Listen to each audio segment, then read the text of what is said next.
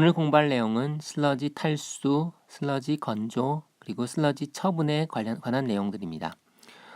우리가 수처리를 하게 되면은 필연적으로 슬러지가 발생하게 되고요. 이러한 슬러지를 처리하는 것이 굉장히 중요한 과정이라고 설명을 드렸습니다. 특히 이제 이렇게 슬러지를 처리할 때 처음에 슬러지에는 굉장히 많은 양의 수분이 포함되어 있기 때문에 이 수분을 고형분으로부터 분리를 하는 과정이 필요하게 되고 전체적으로 슬러지의 부피를 줄이는 그러한 작업들이 필요하게 됩니다. 슬러지의 탈수와 건조는 이러한 슬러지에서의 수분을 제거를 해서 슬러지의 부피를 줄임으로 해서 최종적으로 슬러지를 처분할 수 있는 그러한 수준으로 만들기 위한 그러한 과정이라고 이해하시면 될 것 같습니다. 슬러지를 처리하는 탈수하는 방법 중에 하나 대표적으로 사용되는 것이 여기 나오는 필터 프레스입니다. 필터 프레스는 슬러지를 제한된 공간에 가압하여 채워 넣어 탈수하는 기계입니다. 슬러지를 쥐어 짜는 장치라고 간단하게 생각하시면 될 것 같고요. 이렇게 해서 얻어지는 물이 빠진 슬러지를 우리가 케이크라고 부르고 있습니다.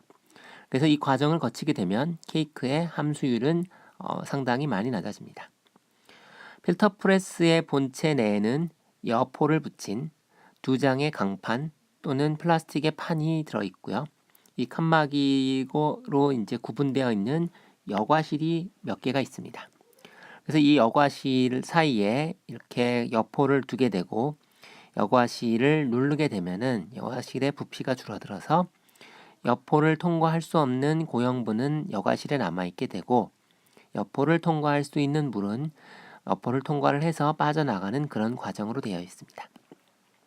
이러한 여과실의 배열 방법에 따라서 횡형과 종형으로 우리가 필터 프레스의 방식을 나눌 수 있습니다. 또한 여과 방법도 한 면으로 여과를 하는 편면 여과와 양면으로 여과를 하는 양면 여과로 나눌 수 있습니다.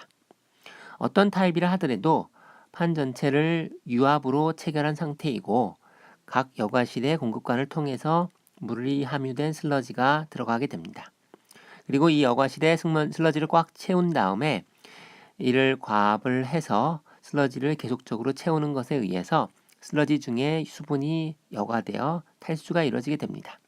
즉 슬러지를 강한 힘으로 밀어 넣어서 압력을 가하는 것으로 쥐어 짜는 것처럼 물을 제거하는 과정입니다.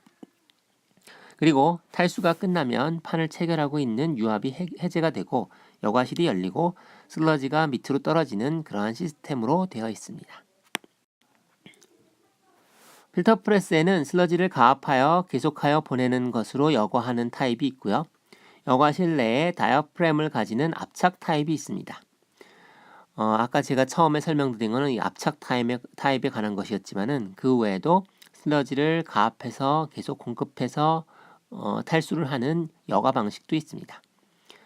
이 필터 프레스 기에서는 여과실 내에 슬러지를 채워진 다음에 계속 슬러지를 밀어넣는 게 아니라 다이아프램을 이용을 하고요.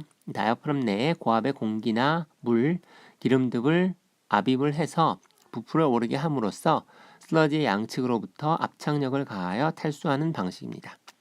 이 과정을 거치게 되면 슬러지로부터 나온 물은 여포를 통과를 해서 여액이 판 내의 홈을 통하고 카브로부터 기계 밖으로 배출되는 그런 구조로 되어 있습니다. 다이아프램은 튼튼한 고무 등으로 되어 있고요. 고압이나 공기나 물을 압입을 해도 파손되지 않을 만한 기계적인 강도를 가지고 있어야만 합니다. 또한 여과가 완료된 후에는 압착 공기를 각 여과실에 불어넣는 것으로 해서 여포에 부착되어 있는 케이크를 쉽게 떼어낼 수 있습니다. 그리고 판을 열면 여포로부터 방리된 케이크가 하중으로 낙하하여 배출되게 됩니다. 여기서 말하는 다이어프램이라는 것은 경막 나무판을 얘기를 하고 있습니다. 이 그림에서는 여러 가지 필터 프레스 시스템에 대해서 보여드리고 있습니다. 여과를 이용하는 필터 프레스의 경우에는 중력식 여과를 하는 것이 있고요. 혹은 중력식 여과보다 조금 더 빠르게 여과를 하기 위해서 진공을 걸어주고 여과하는 방법이 있습니다. 혹은 가압 여과라고 해서 슬러지를 채운 다음에 슬러지의 압력을 더 가해서 지속적으로 슬러지를 고압으로 공급해 줌으로 해서 여포를 통해서 물이 빠져나가는 이런 구조로 되어 있는 것도 있고, 이것을 우리가 가압 여과라고 부르고 있습니다. 반면에 다이아프램을 가지는 압착 타입의 경우에는 슬러지를 이렇게 층에 넣고요. 펌프나 공기를 공급을 해서 다이아프램이 수축되도록 하고요. 다이아프램이 이제 팽창하게 되고요. 그러면은 결과적으로 슬러지가 채워져 있는 이 방이 부피가 줄어들게 돼서 물이 이제 빠져나오는 그런 구조로 되어 있습니다. 이것이 이제 다이아프램 방식의 필터 프레스입니다. 여기서는 다이아프램 방식을 조금 더 자세히 설명하고 있습니다. 세 단계로 나눌 수 있고요. 먼저 슬러지가 여과실로 들어오는 이 과정이 있습니다. 다음으로는 다이아프램에 우리가 고압의 공기를 가하거나 아니면 이제 그 기름을 오일을 공급함으로 해서 다이아프램을 팽창시켜서 슬러지가 채워져 있는 여과실을 수축하게 하는 그 과정이 있습니다. 그래서 그 과정 결과 슬러지가 압착되는 그런 결과를 얻을 수 있습니다. 마지막 단계에서는 여과실이 열리게 되고요. 슬러지가 배출되게 됩니다. 그래서 탈수된 슬러지가 부피가 상당히 줄은 상태에서 떨어져 나가는 것을 볼 수 있습니다. 그래서 필터 프레스는 슬러지를 여과실에서 가압 탈수하는 방식이고요. 다이아프램을 이용해서 공기압으로 탈수하는 타입도 있습니다. 실제 필터 프레스가 어떻게 움직이는지를 보기 위해서는 여기에 링크에 있는 유튜브 동영상을 참고하시기 바랍니다. 필터 프레스와 함께 슬러지의 탈수에 널리 사용되는 것으로서는 벨트 프레스가 있습니다. 벨트 프레스 탈수기는 다수의 롤 사이에 두 장의 여포가 주행하는 구조로 이루어져 있습니다.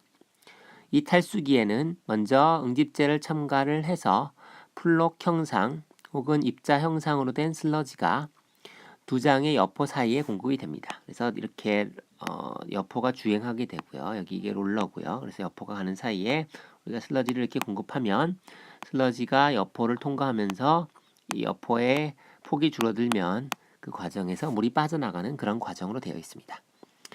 중력 여과부에서는 플럭 간의 물이 여포를 통해서 배출되게 되고, 또한 상하 여포의 압착에 의해서 물과 플럭 사이에 부착되어 있는 물이 탈수될 수 있습니다. 그리고 두 장의 여포에 끼워진 슬러지는 지그재그로 배열된 전단 압착물로 단계적으로 증대되는 압력과 여포의 지그재그 주행에 의해서 생긴 전단력, 압착력 등에 의해서 탈수가 돼서 최종적으로 케이크 형상이 됩니다. 이렇게 얻어진 탈수 케이크는 두 장의 여포가 분리될 때 스크래퍼에 의해서 여포로부터 벗겨지게 되고 기계 밖으로 옮겨 나옵니다. 또한 탈수 케이크를 벗겨낸 여포는 스막힘을 방지하기 위해서 압력수에 의해서 연속적으로 세정되고 다시 중력 여과부로 돌아오는 그런 과정을 거치게 됩니다. 스크류 프레스의 구조에 대해 설명드리겠습니다. 스크류 프레스는 벨트 프레스와 함께 대표적으로 사용되는 탈수기의 한 종류로서 원통 형상의 스크린과 스크류 날개 뿌리로 구성되어 있습니다. 이들 사이의 용적은 탈수 슬러지 출구로 향하는 축소된 구조로 되어 있습니다. 응집제에 의해서 조절된 슬러지는 스크류와 스크린 사이로 공급되고 스크류에 의해서 회전 운송되는 것으로 연속적인 탈수가 이루어집니다. 탈수기의 앞부분에서는 중력 여과를 하고 중단에서 후반에 걸쳐서는 밀어내기에 의한 압착력과 회전에 의한 전단력으로 탈수가 이루어지는 그런 과정으로 되어 있습니다. 우리가 슬러지에 수분이 존재하는, 물이 존재하는 여러 가지 형상에 대해서 설명을 했는데, 혼합수 같은 경우는 이제 중력 여과나 이런 것으로 쉽게 제거할 수 있고, 결합수나 내부수 같은 경우는 좀 더 많은 압력을 가해야 되는데, 이 전단력에 의한 탈수는 이러한 내부수나 결합수를 제거하기 위한 그런 과정이라고 이해하시면 될 것 같습니다. 분리된 여액은 원통 스크린으로부터 기계박으로 배출되게 되고요. 이때 스크류의 회전수는 1분당 2회전 이하로 굉장히 느린 속도로 회전이 됩니다. 스크류 프레스 탈수기는 스크류 날개 뿌리의 압착력과 전단력에 의존하고 있고요. 그렇기 때문에 각 스크류 날개 뿌리 사이에서 슬러지의 충진도를 높게 유지하는 것이 처리량에 큰 영향을 줍니다. 만약에 충진도가 높지 않으면은 스크류가 돌아가더라도 물을 짜내는 그 효율에 상당히 큰 영향을 미칠 수가 있기 때문에 탈수율이 저하되는 문제가 발생할 수 있습니다. 여기서 앞괴와 전단의 차이점이 있는데요. 앞괴는 강하게 눌러서 쥐어짜주는 것이고요. 전단은 직각 방향으로 힘을 걸어서 자르는 것을 우리가 전단이라고 부르고 있습니다. 여기 그림에서는 벨트 프레스 탈수 시스템을 설명하고 있습니다. 여기 아까 설명한 것처럼 두 개의 벨트가 이제 두 장이 지나가는 그런 구조로 되어 있고요.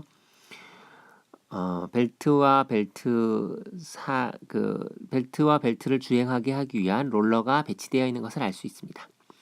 슬러지는 처음에 이쪽으로 공급이 되고 프레스를 거쳐서 벨트와 벨트에 의해서 이렇게 쭉 이동이 되어서 최종적으로 케이크는 이쪽으로 배출되는 구조로 되어 있고요. 그래서 이렇게 주행을 해서 이렇게 쭉 주행한 다음에 최종적으로는 이쪽으로 배출되는 구조로 되어 있고요. 그 과정에서 물은 아래로 모아지게 됩니다. 또한 이 과정에 약품을 주입해서 탈수 효율을 높이는 이러한 과정들이 이제 필요하게 됩니다. 이 두 장의 여포 사이에 슬러지가 끼인 채로 롤 사이를 통과하려는 사이에 물이 배출되게 되고요. 최종적으로 여기서 탈수 케이크를 얻어지는 구조라고 볼 수 있고요. 여기서 보면은 탈수가 되는 기작을 보면은 일반적인 중형 여과도 있고요. 이렇게 롤러와 롤러 사이에 폭이 줄어들게 돼서 슬러지가 들어가다가 부피가 이렇게 줄어들어서 여기서 물이 빠지는 일종의 슬러지를 쥐어짜는 그런 메커니즘도 있고요. 혹은 이렇게 롤러가 이렇게 벨트가 롤러 사이를 지그재그로 갈 때 여포가 롤 사이의 상하의 움직임으로 해서 슬러지가 압착되는 이런 효과도 기대할 수 있습니다. 실제 벨트 프레스에 대한 것은 다음 링크에 있는 유튜브 동영상을 참고하시기 바랍니다. 이 슬라이드에서는 스크류 프레스 탈수 시스템에 대해서 설명을 하고 있습니다. 마찬가지로 슬러지는 처음에 응집제가 투입된 상태로 공급이 되게 되고요. 스크류 프레스라고 하는 장치에 들어가서 최종적으로 케이크가 만들어지는 구조로 되어 있습니다.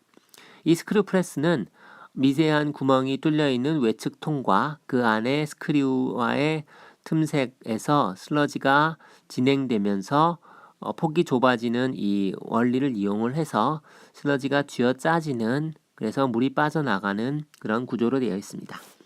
좀 더 자세히 보시면은 이렇게 스크류가 있고요.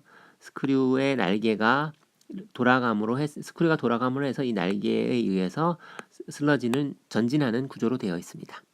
그러면서 이게 이제 외통과 내통이 있는데 보시면은 이게 이제 이런 식으로 되어 있으니까 슬러지가 공급되는 총 부피는 슬러지가 진행하면 진행할수록 점점 줄어들게 되고, 이러한 부피 차이에 의해서 물이 쥐어짜지는 그런 구조로 되어 있습니다.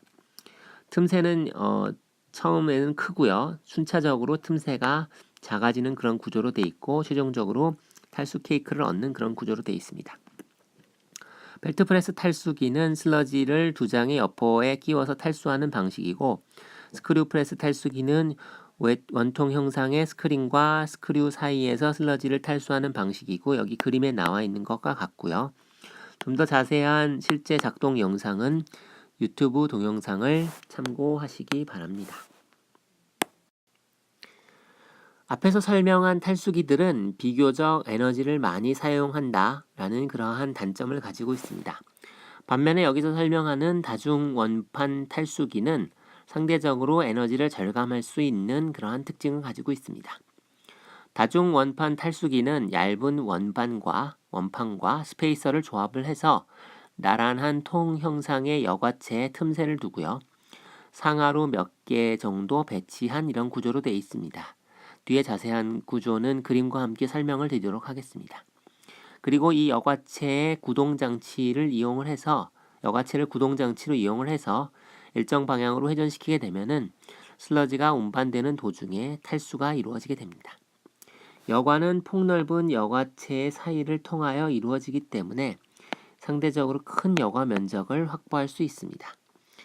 또한 이 경우에는 탈수가 인접되는 얇은 원방과 스페이서의 사이에서만 사이에서 물만 통과하는 이러한 중력 작용이 주체가 되기 때문에 가압이나 진공을 필요로 하지 않아서 에너지를 전학할 수 있다는 그러한 장점을 가지고 있습니다. 이 장치를 사용한 실제 탈수를 보게 되면은 먼저 처리하려는 슬러지를 응집조에서 응집제를 혼합하는 것은 앞과 거의 유사한데, 특히 여기서는 응집제를 이용을 해서 플록화를 완벽하게 하는 것이 매우 중요합니다. 왜냐하면은 앞서 사용된 탈수 방식에서는 여포 등을 이용을 하는데, 여기서는 여포보다 훨씬 틈새가 큰 원반을 이용하다 보니까 슬러지가 플록화되어 있지 않으면은 원반의 틈새로 고형분이 빠져나갈 수가 있습니다. 따라서 이러한 슬러지의 유출을 막기 위해서 플록을 잘 형성시키는 것이 이러한 방법이 성공하기 위한 중요한 전제 조건이라고 볼 수 있습니다. 이렇게 전처리가 이루어진 슬러지를 이용해서 탈수기 본체로 공급하면 최초로 중력 탈수부에서는 물이 아래로 배출되게 되고 슬러지는 서서히 농축이 되면서 이동을 하게 됩니다. 그리고 탈수부까지 옮겨지게 되면은 이번에는 차례대로 틈새가 좁아지게 되는 상하의 여과체의 테이퍼 형상 배치에 의하여 압축 탈수가 이루어지게 됩니다. 또한 상하의 여과체는 입구와 출구에서 회전수의 차이를 두고 있기 때문에 슬러지가 혼합되는 것과 같은 상태에서 더욱더 탈수 여과가 촉진되게 되고요. 또한 이렇게 뒤흔들리면서 쥐어짜지는 슬러지가 출구에 도착할 즈음에는 탈수가 종료되는 그런 결과를 얻을 수 있습니다. 또한 여과체는 원반과 스페이서가 상호 간에 이빨이 맞도록 배치해야 되고 항시 회전하고 있기 때문에 여과면이 연속적으로 재생된다는 그런 특징을 가지고 있습니다. 따라서 체막힘이 없는 장점을 가지고 있고요. 여액 중에 함유되어 있는 고형분에 의한 폐색 방지를 고려를 해서 자동 세정을 하는 그런 기능이 부착되어 있습니다. 여기서 이제 테이퍼 형상이라는 것은 상대하고 있는 면이 대칭적으로 경사하고 있는 원추형의 부분을 우리가 테이퍼 형상이라고 부르고 있습니다. 여기 그림에서 다중 원반 탈수기를 보여드리고 있습니다. 이렇게 원반이 여러 개 있는 것을 볼 수가 있고요. 이 원반들이 과연 어떻게 탈수를 하는지를 보게 되면은 이쪽으로 슬러지가 공급이 되게 되고요. 공급된 슬러지는 이제 원반이 회전함에 따라서 이렇게 쭉 순차적으로 이동을 하게 되고요. 이동을 하면서 원반과 원반 사이에 공간이 줄어드는 그런 이유에 의해서 그 슬러지가 압착되는 그러한 효과를 우리가 얻을 수 있습니다.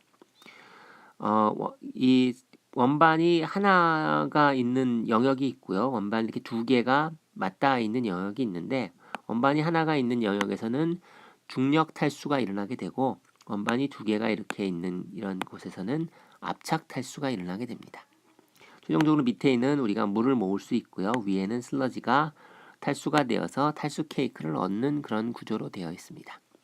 다중 원반 탈수기의 가장 큰 특징은 탈수기의 전반부에서는 중력 여과가 이루어지고 후반부에는 압착 여과가 이루어지고, 단 이 원반과 원반 사이에 물이 빠져나가는 그러한 방법이기 때문에 원반과 원반 사이가 고형분이 빠져나가는 걸 막기 위해서는 전 단계에서 응집제를 이용한 전처리가 반드시 필요하게 되고요. 또한 이게 회전하면서 계속 슬러지와 맞닿아 있는 면이 청소가 되기 때문에, 세정이 되기 때문에 체막힘 현상이 효율적으로 줄어들 수 있는 그러한 특징을 가지고 있습니다. 좀 더 자세히는 여기 나와 있는 유튜브의 동영상을 참고하시기 바랍니다. 앞의 그림을 좀 더 확대한 것입니다. 물이 회전하는 원반과 원반 사이에 를 통해서 떨어져 나가는 걸 알 수 있고요. 자세히 보면은 원반이 서로 이렇게 교차된 형태로 배치되어 있는 걸 알 수 있습니다. 그래서 이 원반과 원반 사이의 간격이 상당히 작은 것을 알 수 있고요. 이 원반이 이제 서로 요철로 맞물려 있는 상태로 되어 있고 물이 그 틈새로 배출되는 그런 구조로 되어 있습니다. 다중 원반 탈수기는 이러한 상하의 여과체 사이에 슬러지를 통과시키면서 탈수를 하는 방식이고, 대소의 원반과 작은 원반이 회전하며 만남으로 해서 여가면, 이 경우에는 이 영역이 여가면이 되는데 이 여가면이 연속 재생된다는 그러한 장점을 가지고 있는 방법입니다. 또 다른 방식에 대해서 살펴보도록 하겠습니다. 여기 나오는 것은 다중 원반 외몸통형 스크류 프레스입니다. 다중 원반 외몸통형 스크류 프레스 탈수기는 다중 원반식 탈수기와 스크류 프레스 탈수기의 특징을 같이 동시에 가진 탈수기입니다. 즉 에너지 절감과 탈수 효율의 향상을 동시에 달성하기 위한 방법이라고 보시면 될 것 같습니다. 이 탈수기는 가동식과 고정식의 얇은 원반이 상호 간에 몇 개 나란한 여과부 안에 일정 속도로 회전하는 스크류가 조합된 구조로 되어 있습니다. 기본적인 여과의 원리는 스크류의 회전에 따라서 나서산 부분이 가동판을 순서대로 눌러 올리는 것으로 하고요. 고정판 사이에 생기는 틈새를 통해서 슬러지 안에 물이 배출되는 시스템입니다. 탈수기는 전반부와 후반부의 기능이 나눠지게 되고 전반부의 농축부에서는 스크류의 나서산에 의해서 슬러지가 눌러지고요. 가동판의 움직임으로 발생하는 고정판과의 틈새에서 효율적으로 물이 분리됩니다. 이때 수분량이 감소하게 되고요. 슬러지는 농축하게 되고 스크류의 회전에 의해서 장치의 앞쪽으로 운반되어 가고 이 장치의 가동판이나 고정판과 스크류 사이의 용적은 서서히 작아지게 됩니다. 즉 장치의 후반부에서는 슬러지의 압착력이 발생하는 형태가 되고 이것에 의해 탈수가 완전히 이루어지는 구조로 되어 있습니다. 더욱이 가동판의 움직임에 의해 슬러지 입자 사이에 단차가 생기고 입자 사이에 존재하는 물도 동시에 배제됩니다. 즉 가동부의 기동판과 고동판 틈새는 농축부에서 0.5mm, 탈수부에서는 0.3mm, 그리고 0.15mm이고요. 케이크 배출구로 향할수록 점차 좁아지도록 되어 있습니다. 이 탈수기에서는 여과부를 관통하는 스크류의 나서산에 의해서 가동판이 상시로 움직이게 되고요.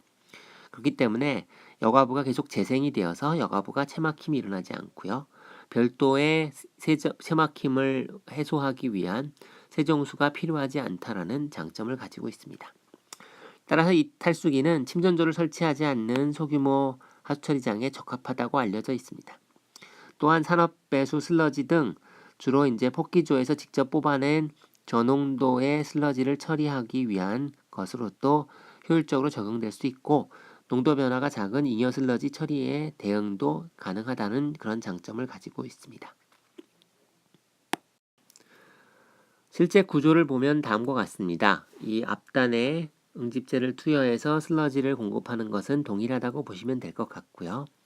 안쪽에 이제 스크류 프레스가 있는 것을 볼 수 있고요.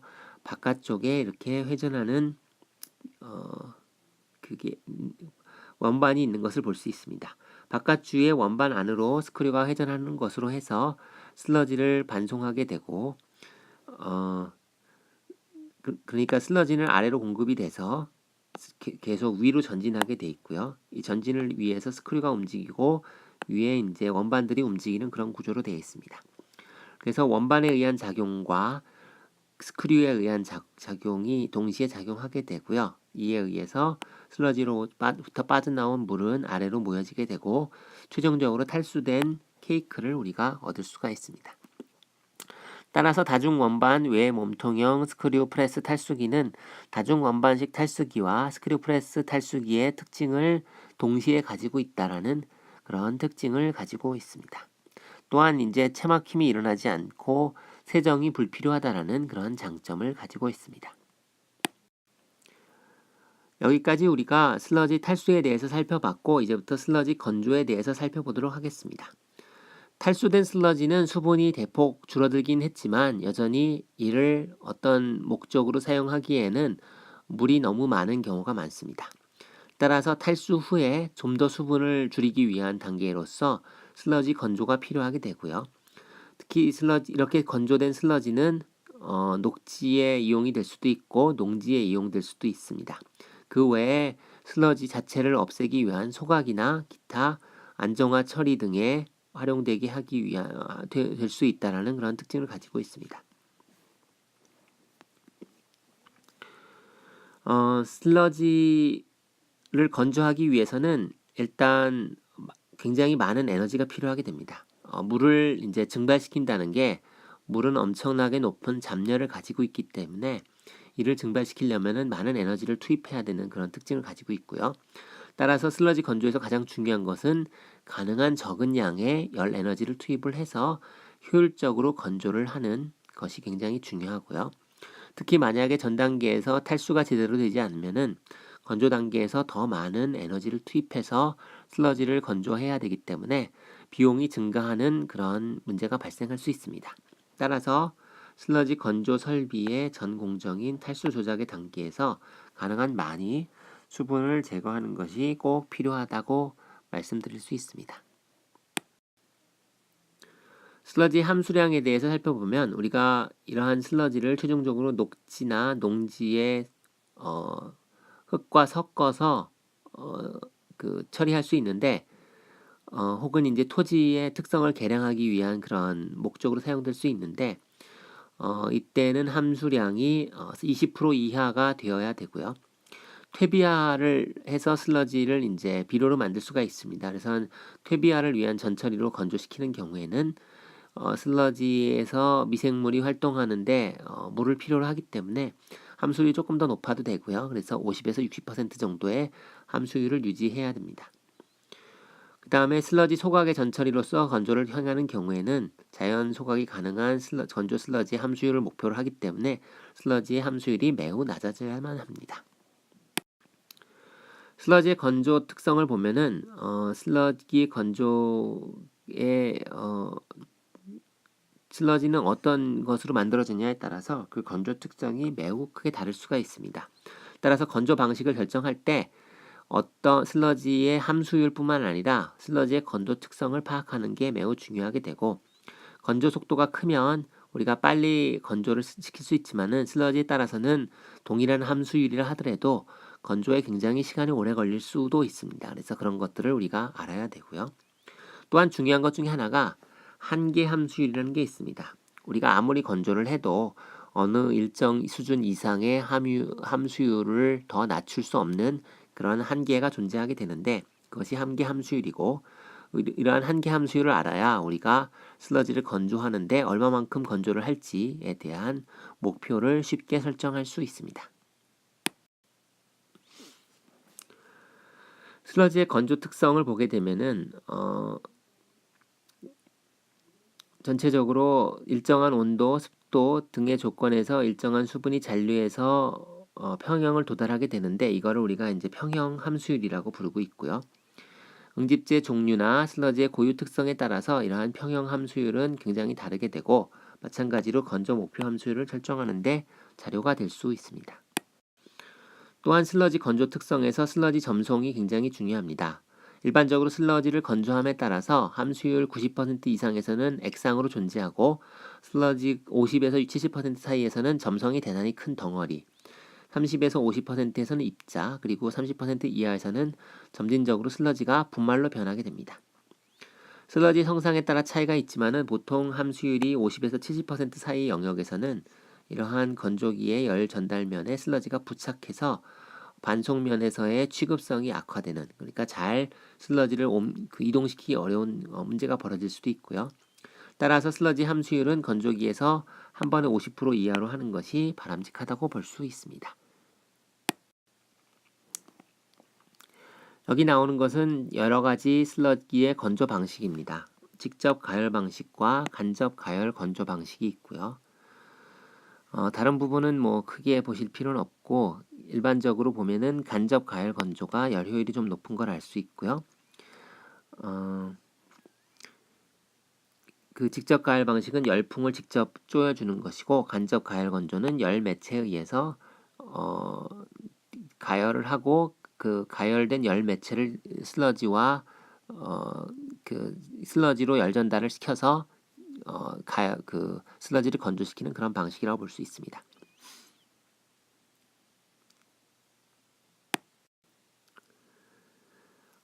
여기 나오는 것은 교반기 부착형 열풍 회전 건조기라는 것으로서 600에서 한 800도 정도의 고온의 열풍을 건조기 내에서 슬러지와 직접 접촉해서 건조시키는 겁니다.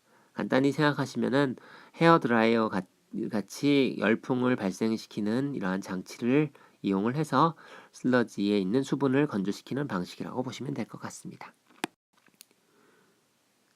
기류 건조기라는 것은 마찬가지로 직접 가열 방식으로서 슬러지를 분쇄기 내에 400도 정도의 열풍 흐름 가운데 투입을 해서 급속하게 파쇄하고 건조하는 방식입니다. 그림은 다음과 같이 나와 있습니다. 이 방식은 건조 과정의 열 효율이 높고 열 함수율이 높은 다량의 슬러지를 건조하는데 적합하고 장치의 설치 면적도 다른 방식의 건조기에 비해서 작게 할 수 있는 장점을 가지고 있습니다. 다만 이제 건조가 순간적으로 이루어지기 때문에 슬러지의 성상이나 양의 순간적인 변동에 대한 대응이 곤란하다는 단점도 가지고 있습니다.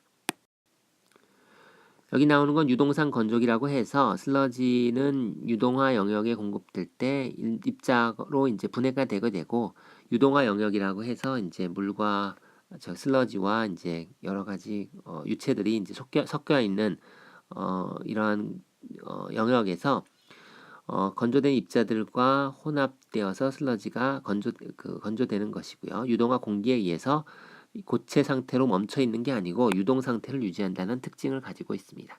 그래서 밑에서 공기를 불어넣어서 2층이 굉장히 유동성을 가지게 하고, 그 다음에 케이크를 넣으면은 건조 슬러지가 만들어지고, 건조된 공기에서 수분이 포함이 된 그 습한 공기가 이제 위로 배출되는 구조로 되어 있습니다. 교반기 부착형 건조기라는 것은 열 매체와 슬러지의 간접적인 접촉에 의해서 열을 전달하는 것으로서 슬러지를 건조할 때 많은 문제가 되는 것 중에 하나가 악취 발생인데, 이 악취를 발생시킬 수 있는 공기가 비교적 적게 나온다는 장점을 가지고 있습니다. 유동상 건조기에서 유동화 영역은 뭐 85도 정도고요. 뭐 이런 내용이 있는데 뭐 자세한 내용은 여러분들 아실 필요는 없을 것 같습니다. 다음으로 나오는 건 슬러지 소각입니다. 우리가 슬러지를 소화하고 탈수하고 건조를 해도 최종적으로 남는 부분이 있고, 이러한 남는 부분들을 완전히 없애기 위해서는 소각이라는 과정을 거칠 수가 있고, 슬러지의 부피를 감소시키고 안정화시키기 위해서 압력을 가하거나 열을 가해서 최종적으로는 회분화시키는 것을 우리가 슬러지 소각이라고 정의하고 있습니다. 결국은 슬러지를 이제 태운다라고 보시면 될 것 같고요. 이를 위한 방식으로 다단 소각로, 회전 소각로, 기류 건조 소각로 등 여러 가지 형태의 슬러지 소각로들이 개발되어서 적용이 되고 있습니다. 슬러지 소각의 장점으로 보면은 일단 위생적으로 안전하고요. 슬러지 안에 여러 가지 병원성 미생물들이 있을 수가 있는데 이런 것들을 단번에 다 없앨 수 있고, 만들어진 최종적인 회분율은 부패성이 없고, 다른 탈수 케이크에 비해서 혐오감이 적고, 슬러지 용적이 크게 감소하게 되고요. 1, 2% 수준으로 감소하게 되고, 다른 처리 방법에 비해서 부지 소요 면적이 적다는 장점을 가지고 있습니다. 반면에 슬러지 소각은 항상 대기 오염의 가능성을 가지고 있고요. 연료를 가지고 슬러지를 태워야 되기 때문에 유지 관리비가 상당히 높고, 주변 환경에 대한 영향 때문에 대개 슬러지 소각장이 들어온다고 하면은 주변 인근 주민들의 엄청난 이제 반대와 민원의 소지가 있는 그런 시설이라고 볼 수 있습니다. 슬러지 소각의 원리는 슬러지 안에 포함되어 있는 탄소가 산소랑 결합을 해서 CO2가 만들어져서 없어지는 것이고요. 기본적으로는 이제 슬러지 안에 있는 여러 가지 문제들이, 이 과정은 발열 반응이기 때문에 열이 발생하게 되고, 이 열을 우리가 이용을 해서 태우는 그런 과정이라고 보시면 될 것 같습니다. 수분을 함유하는 유기성 슬러지를 연소시킬 때에는 기체 상태의 생성물이 슬러지의 수분 증발과 수소의 산화 때문에 수증기를 함유하게 됩니다. 그래서 발생하는 기체가 굉장히 수분을 많이 함유한다는 그런 특징을 가지고 있고요. 기본적으로 슬러지가 완전히 물이 없는 상태라고 하면은 자체적으로 연소가 굉장히 잘 되지만은, 이 안에 이제 물이 일부라도 있으면은 먼저 물을 증발을 시키고 연소가 진행돼야 되기 때문에 외부적으로 상당히 또 많은 양의 열 에너지를 투입해 줘야 되는 그런 필요성들도 있습니다. 여기 두론 공식이라고 해서 슬러지를 태웠을 때 얼마만큼의 열량이 나오는지를 이제 설명하는 공식이 있는데요. 뭐 그냥 이런 것이 있다 정도만 참고하시면 될 것 같고요. 중요한 것이 슬러지 안에 있는 질소 성분은 소각에서는 질소산화물로 산화되지 않기 때문에 질소는 우리가 열량 계산에 고려하지 않고 탄소와 수소, 황산 함유량을 가지고 최종적으로 슬러지에서 발생하는 총 열량을 계산한다 라고 이해하시면 될 것 같습니다. 실제로 우리가 슬러지를 태웠을 때 얼마만큼 열이 발생하는지를 보면은 그리스와 스컴 같은 경우는 이제 연소 가능 물질량이 88%고요. 1차 반응에서 나온 슬러지는 74%, 소화 슬러지는 60%, 화학 슬러지는 한 57% 정도 되고요. 이 연소 가능 물질의 함량에 따라서 열량이 변하는 것을 볼 수 있습니다. 여기 세 가지 소각로를 비교하고 있는데요. 다단 소각로는 700에서 900 정도의 고온으로 소각을 하게 되고요. 탈수 케이크의 함유수율은 한 15에서 25%, 열회수율은 한 50에서 60%가 되고요. 회전 소각로도 비슷한 온도에서 운전이 되지만은 좀 더 그 수분이 적은 슬러지를 처리하는 데 적합하고 열 회수율도 조금 낮은 걸 알 수 있고요.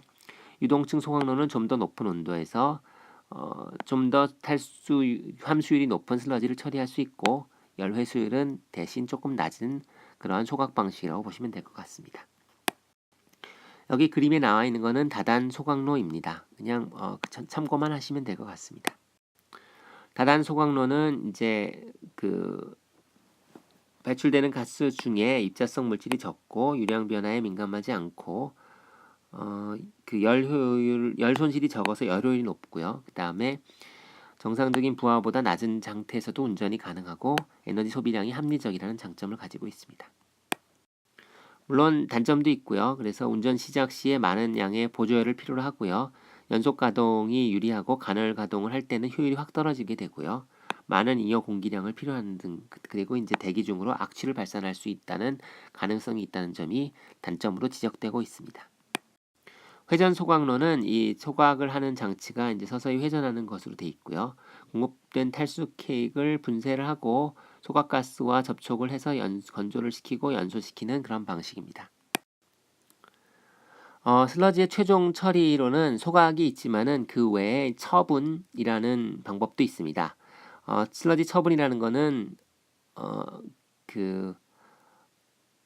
이 슬러지를 어디다가 폐기하는 그런 과정이라고 보시면 되는데요. 대개는 이제 슬러지를 가능하면 자원화하는 게 중요하지만은 100% 자원화하기 어려운 부분들이 있으니까 이런 부분들은 우리가 이제 폐기를 해야 되고요. 여기에는 이제 매립이라는 방식이 있고요. 투기라는 방식이 있습니다. 매립에는 이제 슬러지 단독 매립과 다른 폐기물과의 혼합 매립 이런 방식이 있고요. 우리나라 같은 경우는 2001년 이후부터는 유기성 슬러지는 직접 매립을 하지 못하게 되어 있고 소각 또는 퇴비화 등의 처리 후에 잔재물만 매립이 가능하도록 되어 있습니다. 슬러지 처분을 위한 방법으로 고화라는 게 있고요. 이거는 이제 고체 형태로 만드는 겁니다. 그래서 이제 고화제로 특수 시멘트 같은 걸 이용을 해서 고체로 만들게 되고 이거를 이제 여러 가지 이제 안정화시켜서 버리거나 아니면은 건설 자재로 쓰거나 하는 그런 단계라고 보시면 될 것 같습니다. 슬러지의 매립은 슬러지를 어떤 특정한 지역에다가 파묻거나 버리거나 하는 것이고요.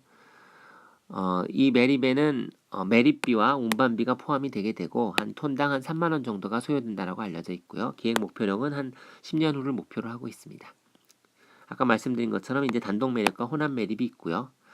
다만 이제 슬러지의 매립에서 문제가 될 수 있는 게 침출수 같은 게 문제가 될 수 있기 때문에 이런 것들을 고려해야 된다라는 것이 이제 알려져 있습니다. 슬러지의 매립 처분 방법은 여러 가지 방식이 있고요.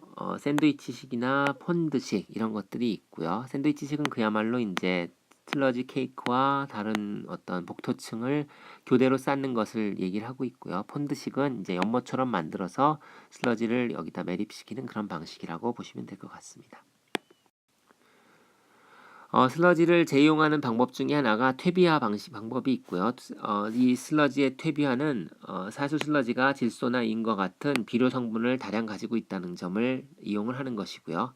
다만 이제 슬러지를 바로 비료로 사용할 수 없기 때문에 퇴비화라는 과정을 거쳐서 그 하수 슬러지 중에 분해가 쉬운 유기물을 호기성 분위기에서 미생물에 의해서 분해를 시켜서 농지나 녹지에서 이용 가능한 상태로 안정화시키는 과정을 우리가 퇴비화라고 부르고 있습니다. 퇴비화는 크게 2단계를 거치게 되고요. 1차 퇴비화라고 해서 온도 상승과 수분 증발이 급속하게 진행되는 단계가 있고요. 2차 퇴비화라고 해서 이 단계가 좀 서서히 진행이 되면서 안정화가 진행되는 그런 과정이 있고요. 퇴비화 기간에는 이제 분해에 필요한 산소가 필요하기 때문에 이 반응은 호기성 반응이기 때문에 중간중간에 이렇게 슬러지 층을 이렇게 혼합을 시켜줘서 산소가 공급되고 반응이 촉진되도록 하는 것이 필수적입니다. 퇴비화의 목적은 사용하는 이 슬러지가 썩지 않도록 하는 것이고요. 이걸 이렇게 하기 위해서는 유기물이 분해가 돼야 되고 유기물의 분해에 의한 안정화의 효과를 우리가 기대할 수 있습니다. 또한 슬러지의 전체 양이 감량화가 되게 되고요. 부패가스 등이 없어지는 특징도 가지고 있고요.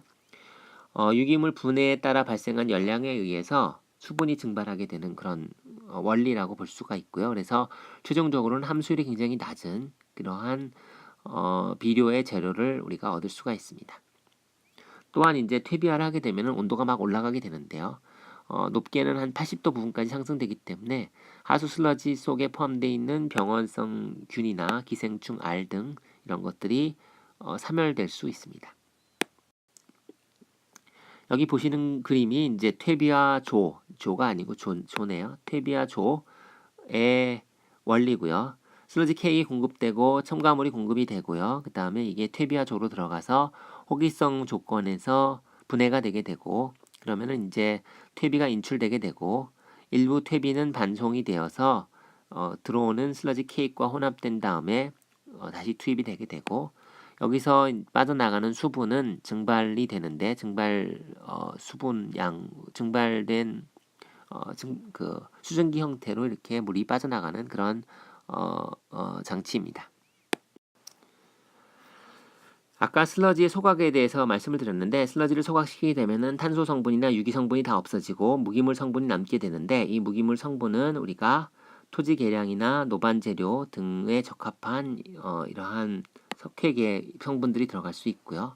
혹은 이제 기타 다른 콘크리트의 제품을 제조하는데 사용될 수가 있습니다. 그래서 이러한 소각제 이용 방법을 보면은 토지 계량제 등으로 사용될 수도 있고요. 노반 재료 등으로 사용될 수도 있고요.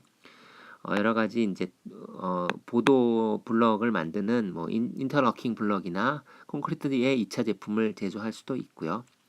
필요에 따라서는 경량 골재나 타일, 투성 블록, 도관 등 이러한 소성 2차 제품의 원료로도 사용이 될 수 있습니다. 슬러지를 땅에 묻는 게 매립이고요. 이거를 바다에 버리는 걸 우리가 해양 처분이라고 얘기하고 있고 해양 처분은 뭐 바다에 버리는 것이기 때문에 해양 오염을 유의해서 우리가 진행을 해야 되고요. 사실은 최근에는 런던 협약에 의해서 해양 투기가 금지되고 있습니다. 그렇기 때문에 해양 처분은 이제 앞으로는 더 이상 슬러지를 처리하는 방법으로서는 유효한 방법이 되지 않고 앞에 설명드린 가용화나 퇴비화 혹은 재이용 이런 용도로 혹은 매립 이런 용도로 이제 슬러지를 처리해야 되는 처분해야 되는 그런 상황에 와 있다고 보시면 될 것 같습니다. 그래서 런던 협약이 발족이 돼서 2012년부터 하수 슬러지와 가축 분뇨의 해양 배출이 전면 금지가 되고 있고 이에 따라서 하수 슬러지 에너지화 및 가용화의 필요성이 점점 증가하고 있습니다. 여기는 이제 실제 하수 슬러지의 처리 시설들을 몇 개 사진과 함께 보여드리고 있습니다. 수원시의 하수 처리 시설이고요. 슬러지가 그 하수 처리장에서 혹은 폐수 처리장에서 만들어진 것이 이제 들어오게 되면은 하수 슬러지 처리 시설을 거쳐서 건조를 시키고 연료화를 시키게 되고요. 최종 처분으로는 시멘트 원료나 태안 화력 발전소의 보조 원료로서 이제 사용이 되고 있습니다. 전체 공정은 다음과 같습니다. 먼저 들어온 슬러지를 저장하는 저장고가 있고요. 이때 슬러지는 함수율이 한 79% 정도 되게 되고, 그 다음에 이 슬러지는 그 여러 단계를 거쳐서 최종적으로 처리가 되게 되고요. 일부는 이제 이쪽 라인을 거쳐서 그 건조 소형기를 거쳐서 처리가 되게 되고, 일부는 이쪽 그 건조 장치를 통해서 이제 수분이 줄어들게 되고요. 최종적으로는 함수율 10% 이하까지 낮추게 되고 하는 그런 단계를 우리가 거치게 됩니다. 복잡한 시설이니까 간략하게만 어떻게 시설이 생겼는지 이런 부분만 이제 설명드리도록 하겠습니다. 여기 있는 시설 전경이고요. 보시면은 슬러지 저장조, 건조 송영기, 집진기, 그 다음에 2차 건조기, 그 다음에 건조물 사이로의 이러한 구성으로 되어 있는 것을 볼 수 있습니다. 건조 송영기는 1차 건조기로서요. 일종의 그 탈수된 슬러지를 이제 건조시키는 어떤 회전 건조 방식을 채택하고 있는 것을 볼 수 있습니다. 그래서 처음에 그 함수율이 한 건조물과 그 탈수 슬러지가 혼합되어서 한 함수율이 한 25% 정도 되는 이러한 혼합 슬러지가 공급이 되게 되고, 그러면 열풍과 접촉을 시켜서 건조를 시키게 되고요. 그래서 최종적으로는 건조 슬러지가 함수율이 10% 이하로 만드는 그런 구조로 되어 있고, 계속 이렇게 회전하면서 건조가 되는 그런 방식입니다. 그 다음에 1차 건조 방식에서 배출된 이 폐열의 응축자멸을 회수하게 됩니다. 즉 여기 나온 그 슬러지 건조 장치에서 나온 그 공기에는 이제 수증기가 포함되어 있는데, 이것을 응축시키게 되면은 여기서 우리가 자멸을 회수할 수 있고요. 이 열 에너지를 다시 우리가 회수해서 사용할 수가 있습니다. 그래서 그걸 바탕으로 이제 이 시설에서는 건조 에너지를 폐열을 회수를 해서 건조 에너지를 절감을 하고 있습니다. 그 다음에 이제 이러한 슬러지는 최종적으로 건조물이 만들어졌을 때 재활용이 되는데요. 시멘트 재료로서 재활용되거나 아니면은 화력발전소의 보조 원료. 왜냐하면은 유기 슬러지이기 때문에 탄소 성분이 있어서 이거를 화력발전소에 뭐 석탄이나 석유를 연료로 쓸 때 여기 같이 혼합을 시켜서 연소시킬 수 있고, 그러면은 이 슬러지의 연소열에 의해서 연료를 절감할 수 있는, 화력발전의 연료를 절감할 수 있는 그런 효과를 기대할 수 있습니다. 그 다음에 모든 슬러지 건조 시설에는 악취 발생이 큰 문제가 되게 되고요. 그래서 이러한 악취를 제거하기 위한 그 집진기라든지 기타 여러 가지 시설들이 있는 걸 알 수 있고요. 그 다음에 최종적으로 나온 공기를 연소실에서 한번 연소를 시켜서 악취를 유발할 수 있는 물질들을 태워서 없애는 그러한 장치가 채택된 것을 볼 수 있습니다. 그 다음에 2차 건조 공정은 이제 밀폐계 시스템으로 되어 있고요. 건조물들에서 좀 더 많은 수분을 슬러지로부터 이제 좀 더 많은 수분을 제거하도록 되어 있고요. 뭐 전체적인 구성은 앞에서의 1차 건조 장치와 비슷한데 이제 방식은 좀 다른 방식으로 되어 있는 것을 알 수가 있습니다. 예, 이상으로 오늘 강의를 마치도록 하겠습니다.